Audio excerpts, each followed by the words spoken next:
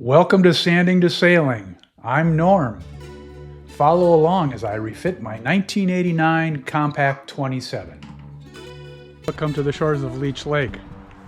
Well, today is barrier coat day.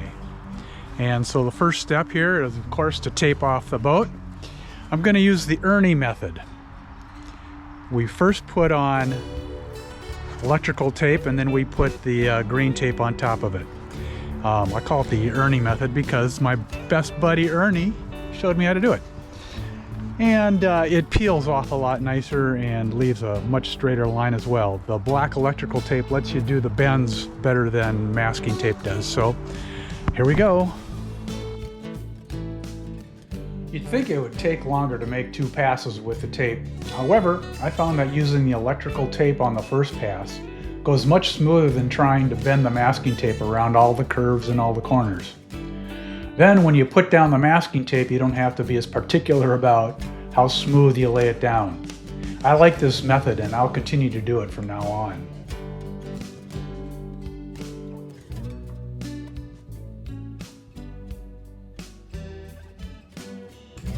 Before I get too deep into the painting routine, I remember that I needed to fair my rudder. I used Marine Tech to fill some of the gaps in the seams, so here I am sanding them out.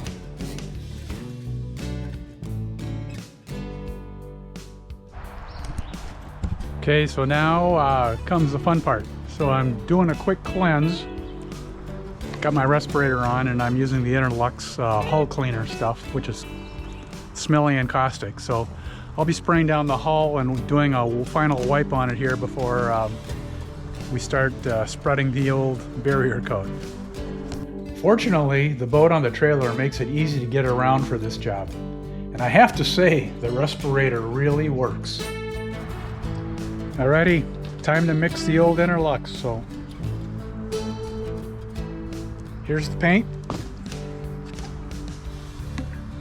And here's the cure. So I'm going to mix about a little less than a quart and try it on the rudder to see how it all works. I recommend not skimping on supplies for this job. Get a bunch of trays if you're alternating colors. Same with a measuring bucket and of course the rollers. I stuck to a quart at a time, which worked out really well for this size boat. Hey everybody, so we got the first coat of barrier on here. The first coat is white. The next one will be gray. And we'll just alternate as we go so that I don't miss spots. I'm trying to put it on thin. I'm not trying to do a cover everything up kind of situation. I hope that's the right way to do it. We'll see, but it's going to have multiple coats on it, so I'm sure that's why they say put it on thin. So it's a little blotchy in areas, but not terrible. At least the first one's done.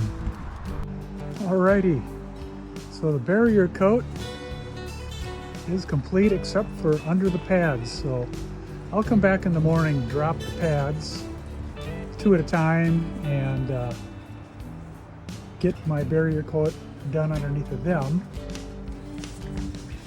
And once that's done, then I can start my VC17 paint job. I'm really glad that I took the time to put this barrier coat on. I wanted full protection from blistering. I admired the gray coat for a while. I thought it looked pretty nice. Well, good morning everyone. All right, so we started the VC process. First step was to sand down the barrier coat just a tad with some light sandpaper. And now I've started to do some VC work, starting with the keel and working my way out. All right, well, I got one side of the boat done with VC, as you can tell. All righty. She's painted. Got it all done with the exception of two back pads, and wouldn't you know it, I ran out of VC17. So get some more paint to finish that off. But other than that, now comes the fun part. Let's peel the tape. Peeling the tape is so rewarding. Using electrical tape was a great idea. There's almost no bleeding of paint or tape residue that's left over. I'm really happy with the result. Another marina mate, Chris, was nice enough to give me some leftover VC17 so I didn't have to go buy a whole can. I mean, need to buy him a bottle of wine.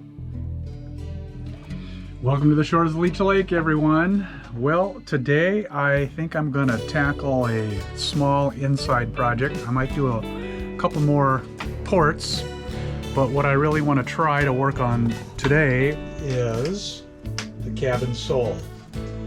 It's a little weathered and walked on, and I thought I would give it a scrub down and get a determination of what I actually need to do to refinish that. So that's what I'm going to do. There are 37 years of history on this floor. I wish it could tell the stories of all its adventures. As far as I know, I'm the 5th owner of this boat. It has always been on Leech Lake here in northern Minnesota. I used Murphy soap and a bristle brush to clean the floor. I scrubbed in the direction of the teak and holly. Much of the ground-in dirt actually came out. There are places where the teak and the holly laminate is pretty thin though. I doused it with a couple of coats of teak oil and now it looks much better. And as long as I had the teak oil out, I did the rest of the interior as well. The interior was in really great shape when I bought the boat, but adding some oil to the woodwork just made it pop. And oh yeah, I had some time left, so I decided to do a couple more brass ports. The first shot is the opening port in the head, and the second one is in the saloon. I've got 3 more to polish and put gaskets in, and then that will be complete. Thanks so much for watching this episode. Please leave any questions or recommendations in the comments section. I'd love to hear from you. Follow along as I continue to refit Chevrolet. I'll see you in the yard.